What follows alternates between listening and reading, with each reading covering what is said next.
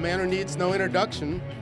And James Bennet, the editor-in-chief of The Atlantic, will engage in a dialogue about the movie and the industry. A couple of minutes.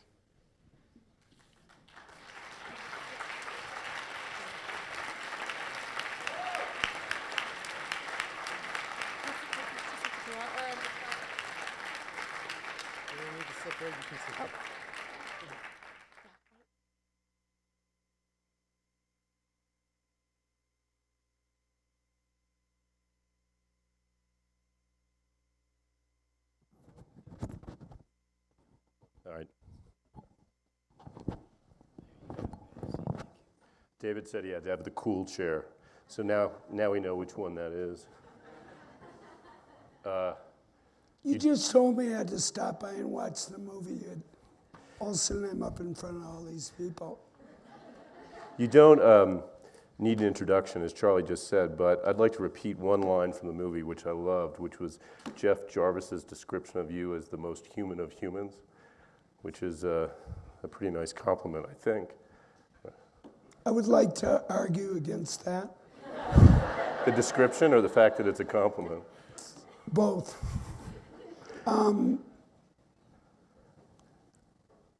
It happens to be true, is a true thing about me. I work at a magnificent place, and I am, fundamentally not that fancy, not that great. You and I talked about this beforehand. The Times will lift up normal people and make them do extraordinary things. When you worked there, which you did. I did, for many years. And your job was? I did a lot of different jobs there. But you finished as Middle East correspondent, yeah. Right? And so that's a tough, shitty job. It is. Everybody is going to... It's a great shitty job. Right. And the thing is, you would step up to that and say, somebody smarter, somebody better than me should be doing this job. That's and true. Yet, yep, they couldn't get anybody else. You pulled it off. Well, I'm hoping we'll, Charlie said I'm the editor of the Atlantic Monthly. I'm actually responsible for that Michael Hirshhorn piece that so annoyed Alex Jones and annoyed you at the time. When we get off, I'm going to choke the life out of you. We can come back to that. I am. That was such a bullshit piece. Wrong. That piece holds up. I read it today. Oh, great. It holds up. It does. In what way? Read it again. No, Read it does again. not. It totally holds up. The movie, in fact, misrepresents what the piece says. We can talk about it. Well, let's go there. Let's go. In fact, Richard Perez-Pena is quoted in the movie saying that nobody was being pessimistic enough. The Atlantic was being pessimistic enough. They said I would be out of business. No. That my shop would be out of business. Oh, bullshit. We James. did not read the column. It was a column. All right. Let's stipulate to a couple things. We should get one. We borrowed money from a Mexican billionaire at usurious rates, so it's an indication of significant distress. So that part I will give you. And mortgage the building. And the stock at the time was trading at $3, which was at the market was saying. Do you really decide what our brand is worth based on what Wall Street thinks? David, the piece didn't say what the brand was worth. No, what the piece said that it was possible. We're actually friends. We are friends, and have a lot of respect for each other. You did, and actually, I remember you blamed his editors for this piece in your column. I wonder who that is. Oh, wait.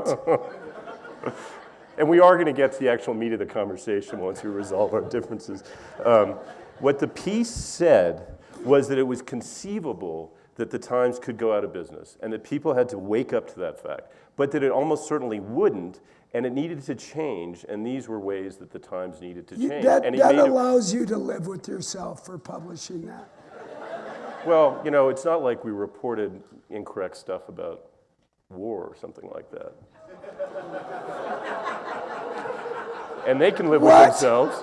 Oh my God. And they can live with themselves. Michael Hirshhorn, just sec, though. Michael Hirshhorn, a brilliant man. Yes. A brilliant. I worked for him 10 years ago at inside.com.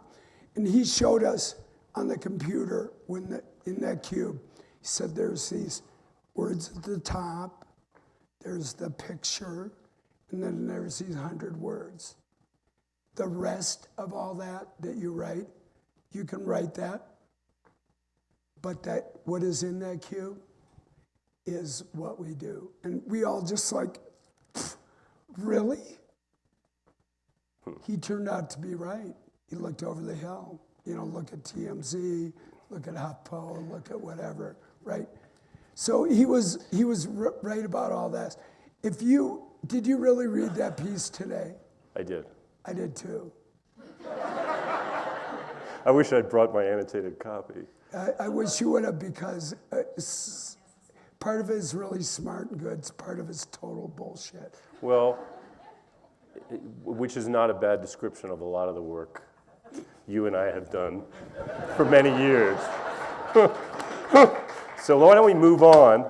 Because what I think we should talk about is actually what Hirshhorn raised in his quite excellent story in the Atlantic, which is the question of Wait, no, can we let's just re-describe it as as a piece, as a column. He's a that columnist. piece of crap that he wrote? Which is the question of what hasn't changed at the Times and what has changed at the Times. Right. And there's a lot in this movie, I think, about what hasn't changed at the Times and what is most important, unique about what the Times does, the contribution that it makes. You refer to yourself in the movie as a Times exceptionalist or a believer in the exceptionalism of the New York Times. And I'm curious what your definition of that is. How do you distill it? Well, here's the thing. I'm a reporter, right? I have a lot of ideas. Some of them are good. I never know which ones. The value of what I love about this film is the fact that it shows editors leaning on, figuring out, what should we say, right? The NBC bit in the film. It's like all of us reporters are jumping around. NBC has declared the end to the war. What should we do? What should we say? And the editor's answer is, nothing. We stand back. I would have never figured that out. So that's the special sauce in the end, is the strength of the editing well, core of the you know, a Times? newspaper, now that you're a big-time editor, you may have forgot this, but a newspaper emerges from the space between people, the women and men that I work for. Today I wrote something for Arts and Leisure, and I got a nice top note from my editor. Every single girl and boy that touched that story made it so much better. So much better. Yeah. And so, in an age where people can push a button and say whatever they want, I'm not that guy. I'm not. And all those people are kind of drawn together by the same idea that the Times should be exceptional. I mean, they share that kind of same, which is what produces those sorts of arguments inside the paper. Well, that's fine. You know, every time I screw up, which is often, the readers, whatever I say about me screwing up, I was on Bill Maher last Friday night, and I said something so stupid, so dumb, unbelievable. And no matter what I say, they say, yeah, but you work at the New York Times. Too bad my editors weren't standing by and able to, you know, erase a little bit of what I said. But just feel me on this. Every editor that touched my piece today, me, whoever, none of them are all that grand. None of them are all that amazing. But together, we make this thing of ours better. And I don't care who attacks what we do, whichever way. I think this movie gets at that. I also love that Gay Talese line from The Kingdom and the Power, which he reads, I think, in the movie, and is kind of illustrated by your handling of that Tribune story, which was a magnificent story and actually not at all bullshit. And I wrote it down when I was watching the movie before, but he describes the Times as a very human institution run by flawed figures, men who saw things as they could see them, but it was equally true that the Times nearly always tried to be fair.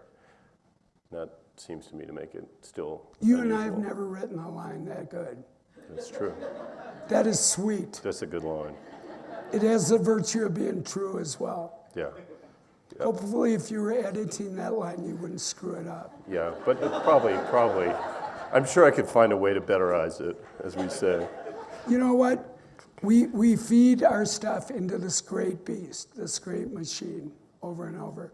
We bitch about, my stories in the page one orator. It'll come up with that third graph that is so stupid. So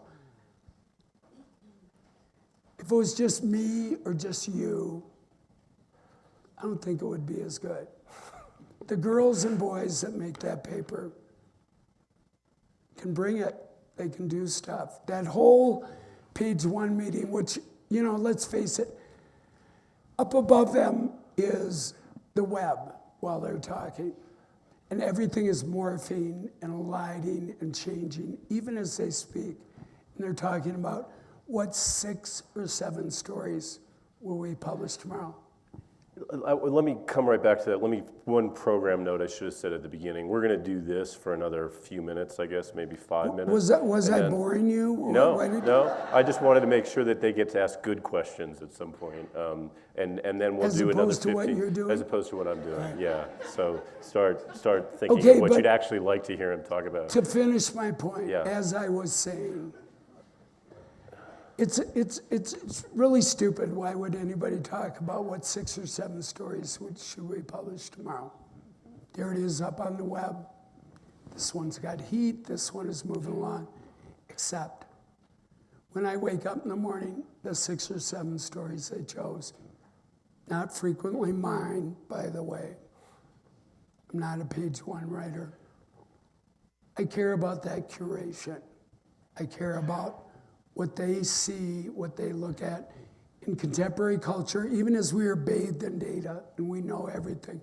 Somebody deciding what works, what is important. I'd like to hear you talk. I've been gone from the paper myself 5 years now, and I'm curious to hear a little more about how it actually has changed. We hear Brian Stelter in the movie up at Columbia or wherever he is, complaining about how there aren't enough journalists that are on Twitter, there aren't enough people that are blogging the way he is. And I wonder if that is true. My sense is there are a lot of times reporters who are tweeting these days with actually a fairly wide license to express themselves pretty openly about what they think is important and what's not. One of the things Times did was not get involved in the Twitter. It's like they came to me and they said, on Twitter, my name is Carr 2N. And I have a picture of like 3 cowgirls in a row. No picture of me, not my name. And they said, we would prefer a picture of you and your real name. I said, well, no. They Who said, that? well, Who is they? like the social media, whatever she was, right? And they said, well, part of the reason you're followed by 330,000 people is because your last name is New York Times. True, right? True. But then again, there's reporters at the paper who have 300 or 9,000. So I said, let me think about your suggestions. How about I never tweet again? How about I file under my own name and a picture of me and the New York Times trade dress? How about I put all that up and never say another word? No. That's part of what has changed at the Times, which is it is a federated group of individual brands. When you just sec though. No, but go ahead. Just sec. Keep going. When you left, there might be people for or against whatever you wrote about Middle East, but they were buying into you. They were. Buying into the Times. But you a little bit, right? Well, Yeah. think about it at Yeah. the Atlantic. But But no, stay with the star thing, because in a sense, the Times is becoming a star factory in a way it never had been before, or a platform that's capable of creating. I mean, you're a star, Brian's a star, Sorkin is a star, and there is. Well, that's wonderful, but if I were to unleash my star from them, Not so much. I don't think I would be a very big deal. Is that creating any tension in the newsroom? I mean, that is, there are people who are, you know, the Well, you worked there. There were reporters. Yep, and columnists. And writers, right? Yeah, I think we all, thought of ourselves as both, but yeah. If there was tension, if people saw this movie and thought, you're a hot dog, I hate your guts, would they step up to me and say so? How would I know? You know, I don't want to bring shame on the institution ever.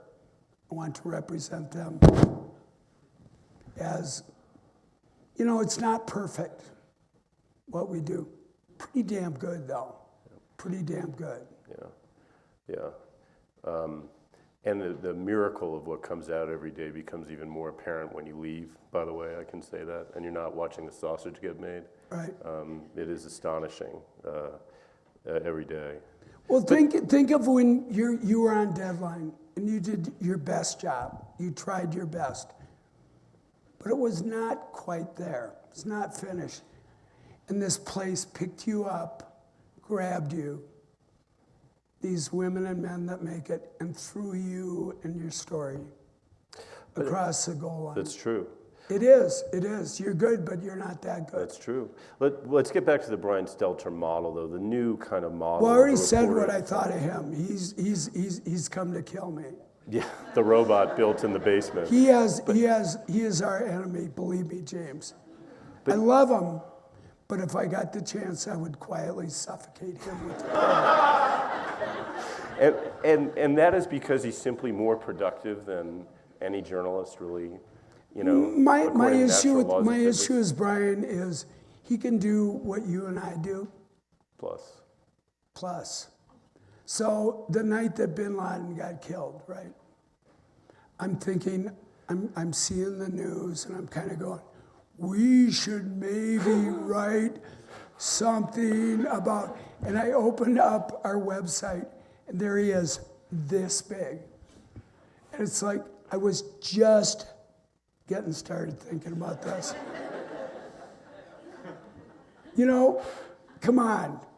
But is there a lot of that? There's the paper, I mean, are there a lot of guys like that now? And a guy, for me, is a gender-neutral term. Men and women. It's sort of a sensitive issue with this film. It's kind of a sausage fest, so you should, yeah. The women that I work with at the time at the media desk, Stephanie Clifford, Motoko Rich, far more articulate than me, great reporters, smart. They looked at the guy with the camera and said, no thanks, keep moving, right? Whereas Brian saw it as, oh, this is a reality TV show. I'm starring. The fact of this movie is itself kind of an astonishing thing in the history of the Times, you could say. You know, opening up its business, allowing itself to be filmed, having people watch the sausage get made. We haven't had that many glimpses. My idea when Andrew, who could not be here tonight, and he made newspapers interesting, so mad respect to him. When he came, he said, I'm going to film this place. And I said, look around you. It's a bunch of guys who look like me, typing into computers with headsets on. What about that says movie? Nothing, right? And yet, he made not just a good documentary, but a real movie. So I give him, when he approached me, he said, I'd like to make a movie about the media meltdown over your shoulder. I said, great. That sounds good. Why don't you ask my bosses about that? See how that goes. I figured I could brush them off that way. They would say no in a million years. And yet they said, okay. Well, you used to work there. It's kind of surprising. Yeah. It's like, oh, come in. That's great. We just come off the Daily Show with Jon Stewart, and we were not. Did you guys see that? Did you know what David's talking about? They let the Daily Show in, and the results were not pretty for anyone who cares about the New York Times. Right. And I was one of the smart guys who said, it's great, bring them in. What could go wrong? Because I'm only going to do this because you wanted a chance to, I think, rebut it, and then I'll open it up to questions from you guys. I think you better, because people are starting to flee. What time is it? Which is the cruelest. Are we being boring? Okay, all Maybe right. I am. Just checking. The cruelest, and I think the only cruel review I've seen of this movie ran in the New York Times, of all places. By Michael Kinsley. The Times does this when they have sort of a dog in the fight. They'll go to an outside writer. Which is a good idea. Yeah, it is. sure. It is. And it's almost always a good idea to go to Michael Kinsley for anything. Is it? Yeah. Is it? He This tried kind to of thing. kill this film. Well, He did. tried to stab it right in the heart and say, don't ever see it. Just a sec. You guys just had to sit through this movie. Was it a really disorganized mess, unworthy of watching? I don't even have to quote from this, it turns out. You memorized it. I could not give a spoken word performance to that review, and I adore Michael. He is super good, super spicy. But why you would try and kill off this movie? What is his end? What is his last line? The Times deserves a better movie, and so do you. See His Girl Friday instead. See His Girl Friday again, excuse me. Well, Which is a shame on great him. movie. Shame on him. That. You know what? That movie is not perfect by any measure. Pretty damn good. Pretty damn good. You try and make a movie about a newspaper and make it interesting. I write about newspapers all the time.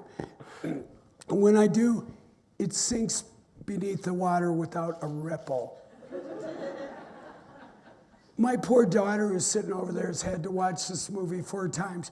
She is vaguely interested in this film.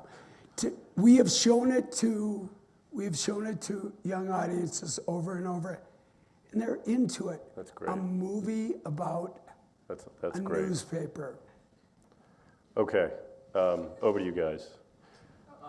Oh, sorry. Yes, there's a microphone coming. Hi, David. Huge fan. I wanted to ask you about the Huffington Post. What you think of the merger with AOL? Do you think that they're, are they good for citizen journalists? Are they screwing citizen journalists? What's your opinion on that whole movement? My thing about the Huffington Post, when Ariana worked that out, right? I'm going to make a website with me and my celebrity friends. And it's going to blow up huge. And it's like, that is cute, that is darling, that you think that. And yet, in less than 3 years, under $10 million, she made this huge brand. Partly by picking the pocket of me and you, but still, amazing. I would have never thought when she got started that she could pull that off. I've covered media for a long time, so it takes $50 million, 10 years to make a brand like the Atlantic or the New York Times. Not for her. She killed it. She is amazing in that regard. The idea that all of it would roll forward into selling out to AOL for $350 million, really? That's what you had in mind? I thought you were going to change the culture. I thought you were going to... Why? Was that the end game? To sell it to some big media blob? And she thinks she will overtake that. She thinks she will make AOL good. I think the polarity of that will reverse. I admire so much what she's done, but her end game I'm not impressed by one little bit. Did I make that clear? Yes, crystal clear. Anything in the back? Anybody? Yes, all the way back there, please. Okay, so we've seen the significance of investigative journalism throughout history and its impact. Upton Sinclair's The Jungle exposed the meatpacking industry, which led to the Meat Inspection Act and also the Food and Drug Act. The persistence of Carl Bernstein and Bob Woodward led to Nixon resigning. So do you believe that journalism should be the fourth branch of government because of its significance? Wow, who said that? That was so smart. Where are you? She's up there. Wow, Upton Sinclair, There was a lot Woodward, packed in there, yeah. God almighty. Well, it's an ideas festival, you know, you're in Wait, Aspen. here's what I wonder. Investigative journalism, important, right? Near the end of the movie, I say to my editor, okay, I'm gonna report for 2 more weeks, and then I'm gonna take another week to write. All my friends in our business just look at me and say, really? They're gonna let you do that? What about, I did not file a blog item all summer long. I worked on that whole summer. So what is the business model to fund that? As the woman points out, is that a government function? I don't think so. Do we need to, for instance, show up in Aspen, make money on an ideas festival, bring people together, beautifully programmed, but you know, pulling a little bit of a cashectomy on you guys while you're here, and then use it to fund big, long, strong work. I don't want to put you on the spot, but. Yeah, I mean, there's a great newspaper editor, Times editor, and elsewhere, Gene Roberts said that, had a line that great stories don't actually break, they seep. And it takes a long time and a lot of hard work to develop some really powerful journalism. My new boss, Jill Abramson, when I wrote Yeah. that story about the Tribune, said to me, I could not figure out why that story took off other than the fact they put it over the fold. And she said, you wrote a story about the destruction of a once great American institution that will never go out of style in journalism. It's like, I didn't know that I did that. I didn't know that I was doing that. All I did was go to Chicago and notice that paper just sucked horribly. It's like, I grew up in Minneapolis. Chicago Tribune was just like, holy buckets. It was a big paper with a lot of wingspan. So I was speaking to Medill and I read it and I was like, really? What happened? What happened? So, you know, that's how a lot of work starts. But if you don't, if you're just in your basement typing away either about the Chicago Tribune or how your cat rolled over and smiled at you. Get a lot of page views. Maybe, depends on the cat, I guess, right? I mean my cat. Right, of course. I wouldn't have figured you for a cat guy. Are you a cat guy? We got dogs and cats and Good, fish okay, and I'm glad lizards you said that. Yeah. I was, who is gonna support that? Who's gonna pony up? Who's gonna employ the likes of me, really? You I've know? often asked myself that question. Right, and so, you know, it's a caper that I work at the New York Times, but there are Gretchen Morgensen holding Wall Street to account, Willie Rashbaum going out to Staten Island to go to some detective's retirement party, Motoko Rich, working on, you know, how this great big economy that we live continually pushes poor people down and down and down. I don't do that. I'm not into that. When Katrina happened, let's just be clear, I got sent there, which I'm proud of. I think I went after the paper's architecture critic and just before they're gossip columnists. So my, I was there at the same time. by yes, the you way. were. But you can assign yourself, so it's not. No, I was still at the Times. You were. Yeah, I did actually assign myself that one too. I will say that. Well, we all, but wait, but the just question sec was, the though. thrust of the question was, how do you pay for it though? And you're saying government funding probably is an answer. Is the paywall at the Times turning out to be the answer? Or answer? I love it. I love it. I do. When they did Time Select before, right? Do you remember, were you working there? No. Okay, so they put all the columnists behind the paywall. I was a new columnist for the New York Times. And I just said, holy shit, I am not Maureen Dowd. I'm not Joe Nocera. Do not put me behind the wall. I wouldn't pay for me in a million years. I wouldn't. The fact that we're all holding hands, and if you go to the website, 80% of the people will not see anything different. It's only the people that show up again and again that eventually the screen shows up and say, notice you're visiting a lot. How about showing us a little sugar? Do you mind? Charlie, please. Love the movie, and it's so great about the New York Times, but what's the narrative, what's the movie narrative of a local newspaper in another city, Kansas City or Dallas or, Tucson, and how do you see those local papers surviving? Well, that's it. That's a really great question. I'm sad you asked it. I am, because that is, the New York Times business is a kind of business, right? Kansas City Star, they got their ass shot up by Craigslist. You got the downturn in retail consolidation. You manifest serious problems. So where, we could all bum out about newspapers going away. But where else are we going to get that kind of high horsepower, what the Kansas City Star does? Who else, that is, if you look at, let's say, Texas, right?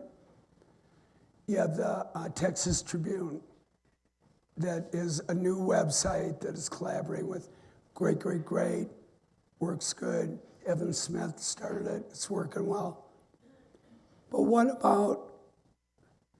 about all those newspapers? You can laugh about them going away. You could say they're way behind. As opposed to what?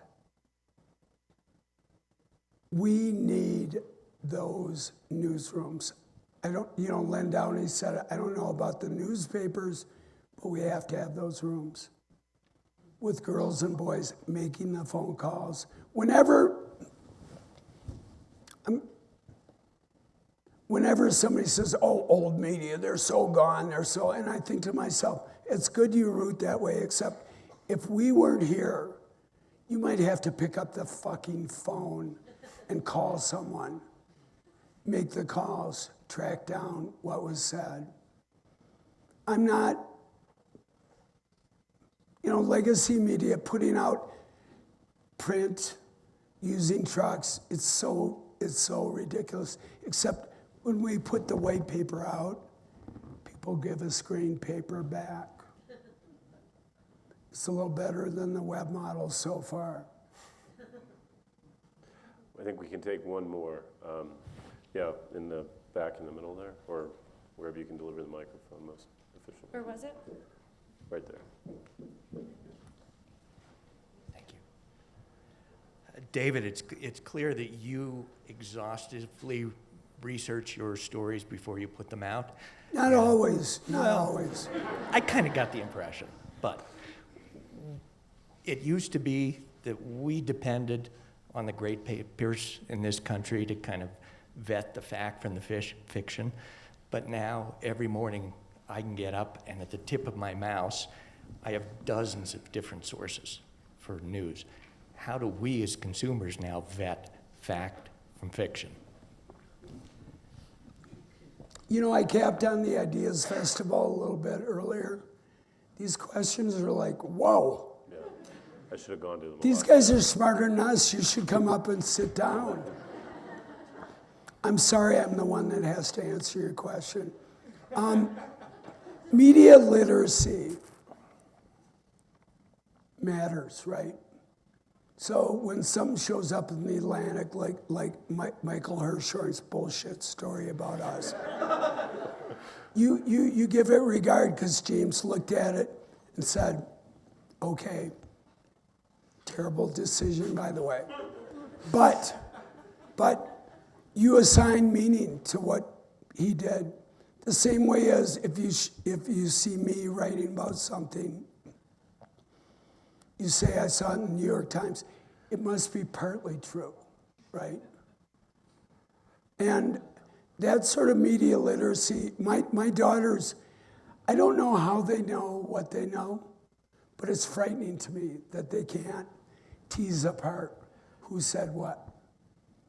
They're bathed in information, they're in the know, but who told them that?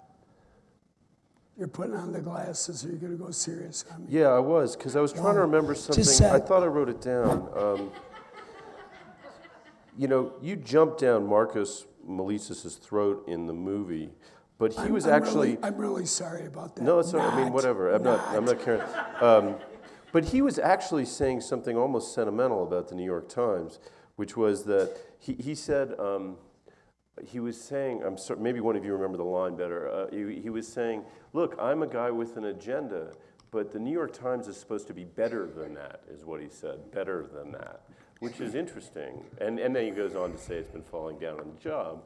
What he drills in on us for is our walk up to the war. Yeah. You were at the paper.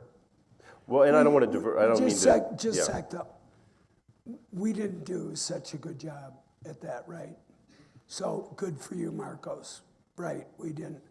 What about the 8 years since? What about the fact that Tim Marengo in this movie left a week ago to go back and cover that war that refuses to end? Well, and I think that's the point you were making a moment ago, that the Times still, aspires to be something different than the questioner was. The phenomenon you were describing of what's happening. It's forcing every reader to be their own editor now, basically, is what's happening. Every consumer has to actually function as I don't think you have to editor. read the New York Times all that carefully. I know our op-ed page makes you think we dress left. Bill Keller's never told me to write a story in a certain way. Jill Abramson will never tell me, you need to land this right here. That might have been true back when Hal Raines ran the paper. The only agenda every single day is a close approximation of what is the truth in the world on that given day. Probably a good place to stop. Thank you, David, very much. Thank you all.